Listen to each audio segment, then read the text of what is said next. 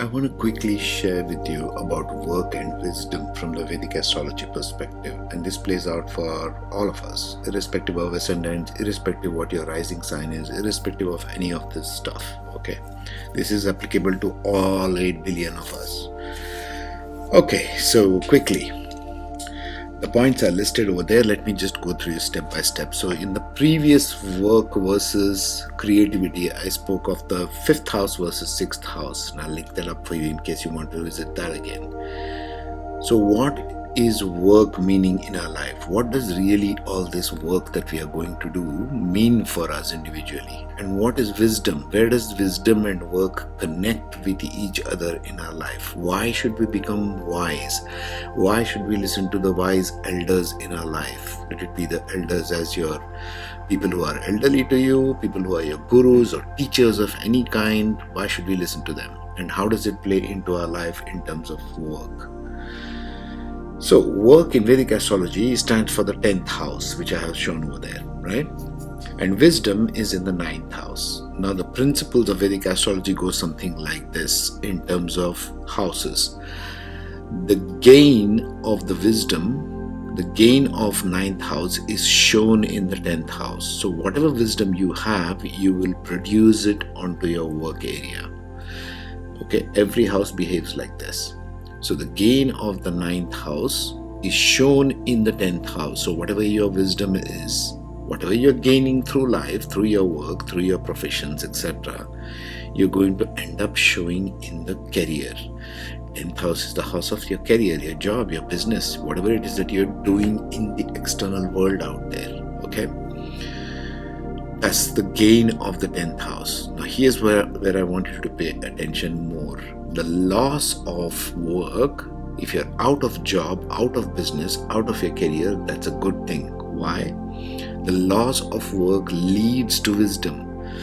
The loss of the 10th house is gained in the 9th house. This is the reason you might have noticed if you're out of work, you tend to review back what happened in your last job or last business or your career. If you're a retired person, you tend to look back and you seem to connect the dots. You seem to understand more of what happened in your life.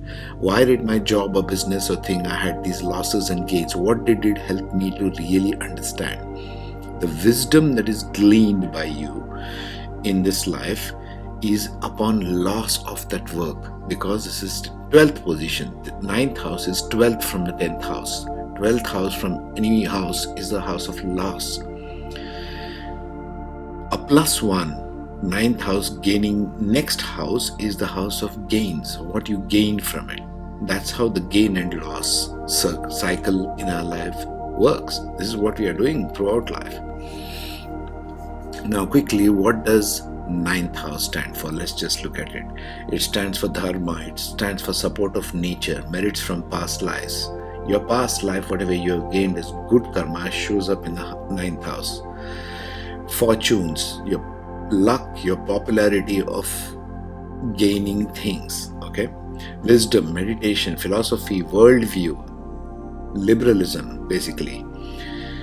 Worldview, faith, transcultural understanding, wisdom of understanding different races that we are on this planet. It stands for religion, it stands for worship, piety, morality, ethics, higher education, professional training, children in their growth, solution to problems, foreign travels, air travels, destiny, luck, institutes, universities, research, crystallized wisdom, which implies belief and religion, spirituality, meditation, long distance travel, foreign travel, good deeds of previous life, house of wealth, abstract thinking, cross-cultural intellectual boundaries into new cultures, beliefs, faith, foreign residence, publishing, import-export. In terms of organs, it stands for your hips, thighs, and tailbone area. That's the 9th house. What does the 10th house stand for? It stands for occupation, profession, career, reputation, prestige, success and status in society, honor, promotion, rank, renown, fame, ambition, happiness, authority, royalty, ruling power, sense of importance, dignity, living in foreign lands, commerce, trade, clothing, public life, external manifestation of our work, fame, prestige, honor, rise in life. Why? Sun is shining in the 10th house. It's right on top of the head. That's the view you are giving, your soul is giving to the rest of the world. Energy levels at work, image at work. What is your reputation at work? Government, recognition from government, authority. Okay, 10th house is authority. Saturn is the Karaka for the 10th house. Powerful positions like politicians, CEOs, directors of institutes, management related positions. In terms of organs, it stands for knees and middle portion of the legs. That's why they keep telling you to stand on your own feet. So that is 9th and 10th house in its essence, what these two stand for. So what does this tell us? In essence, what does this mean to us? What is this showing to us, right?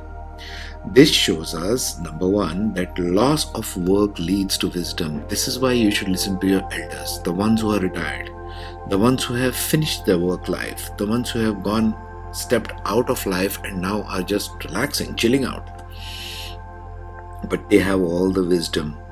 Why? Because they are out of work. Anybody who is out of work is more wise than the person who is slogging in the offices in their work, business, career. They're just translating their wisdom and making things happen in the structural world. 10th house is the house of structural world, where you make things happen in brick and concrete in the external world. Number two, gain of wisdom leads to service.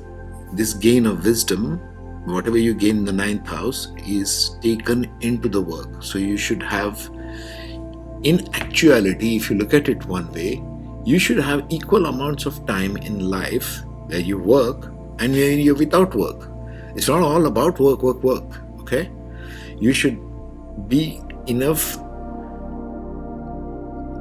presence you should have in life so that you are in work and out of work in equal amounts of proportion. That would be idealistic living, right? The only purpose of wisdom is in service to the collective, earth and humanity. This is the way I received it. The only purpose of wisdom is in service to the collective. What you're bringing as your wisdom, you have to give it away to the rest of the world and to earth and to humanity. Number 4, work is only merely a vehicle to provide a platform to implement and share wisdom. This again as I received it. Work is merely a vehicle to provide. Work doesn't mean anything. Don't make work very significant. People are going after promotions, after titles. This is making something significant. Nothing is significant in this world. It's just a vehicle to provide an experience for the soul. All of this is to provide an experience for the soul in gathering, this is what this means, cause and effect, this is what I do and this is what I get in return. But that doesn't mean you make it significant. There's nothing of significance, okay? So I'll leave you with this much. Take care, be safe and reflect upon this.